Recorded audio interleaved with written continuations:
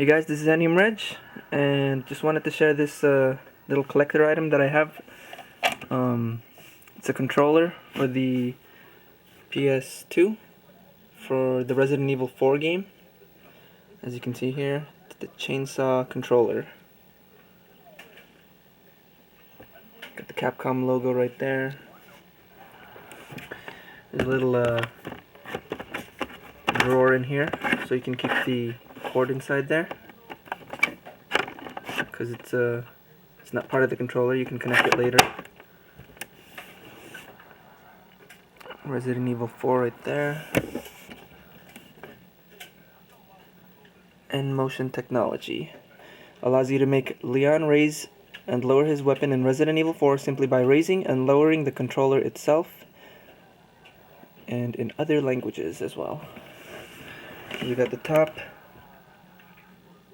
for PlayStation 2. Now, the problem with that is I don't have the PlayStation 2 version of Resident Evil 4. I actually have all the Resident Evil games for my Nintendo Gamecube. I bought this at a con a couple of years ago. They didn't have the Gamecube one, but I'm such a big Resident Evil fan, I had to get it anyways. But fortunately for me, I could still use this for the Gamecube, even though it is for the PlayStation 2.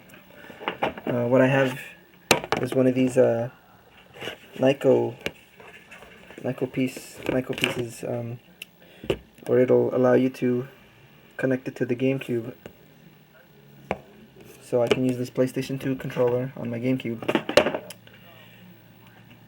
There's a picture of Leon in the back. Take a look at the side right here. Chainsaw's coming through the box, but you can see looks like it's chopping him in half, just like in the game. Right at the shoulder. Bloody. Got blood all over the chainsaw. On that side too. Here's the back. It's made by Nubitech. Limited edition chainsaw controller for the PlayStation 2, uniquely designed with a gorgeous display stand. Original blood splattered architecture is based on an actual in-game chainsaw from Resident Evil 4. Pull cord mimics the sound of an actual chainsaw. Ergonomic design, comfortable grip, and realistic rumble feature enhance gaming experience. And again, the same stuff in other languages. clubnubitech.com. Up here, you open this up, and you got the instruction manual in there.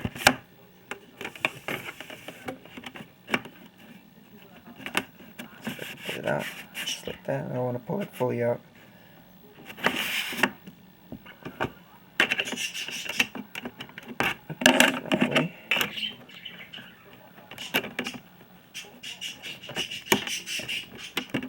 Okay, let me open it up and show you the controller.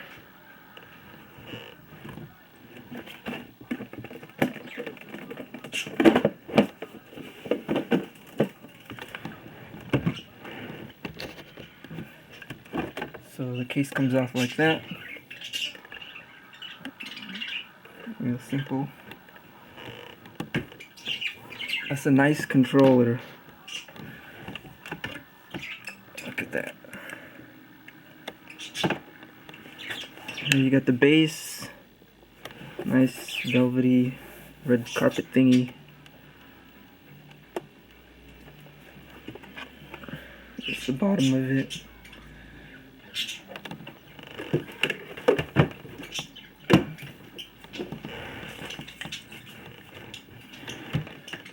Let's have a look at the controller itself. Here we go, Resident Evil 4 right at the top. Give you a top view like that. There's the D-pad. Now you hold your hand right there. There's a trigger button. That would be the L1 button right there. And the L2 button. It feels a little weird when you're playing it because you gotta do like that. You gotta click it like a trigger, and then with your middle finger you click L2. So it's definitely weird feeling. Same with the other side.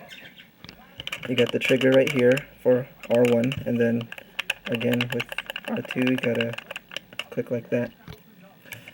So you pretty much hold it like that and like that. You got the joysticks right there. Traditional triangle, square, circle, X button right there. And here's the start. You want to start the game, you pull the cord, and then it makes that chainsaw sound. Of course, it's not going to make it now because it's not plugged in. And you got blood splattered everywhere on there. Capcom.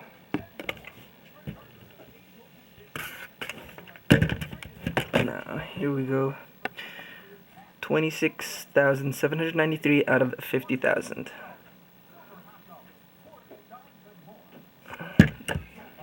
And that's where you plug in the little thing.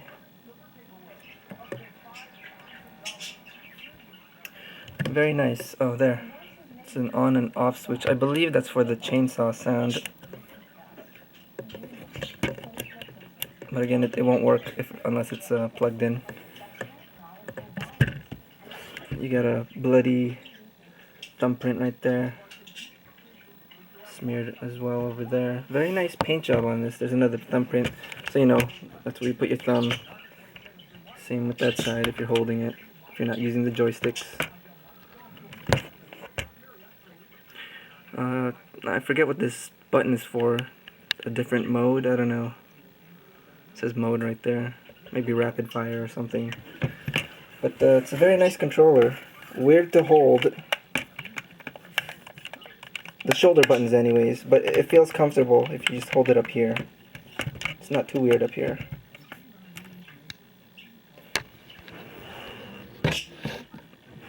I'll show you the ripcord. Just like that. That's how you pause the game, start the game. That's a little weird. It's cool nonetheless, holding it. And like it says, you know, you just move it and I forget, what does it do?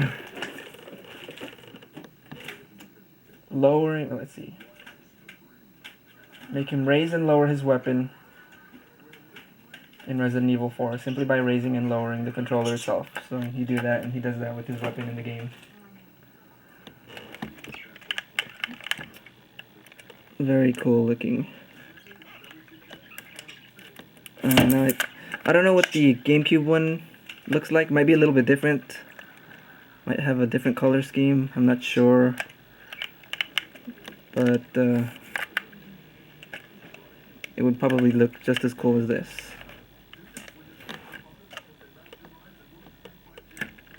Very nice. If I had to give this a score of out of 10, I'd say a 9 out of 10. And only loses the point because of the shoulder buttons. I mean, because in the game you definitely have use of these shoulder buttons, and it's kind of weird like that. But 9 out of 10 I'd give it.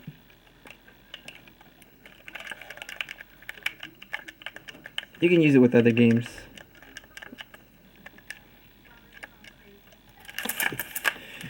Alright, just wanted to share this with you guys.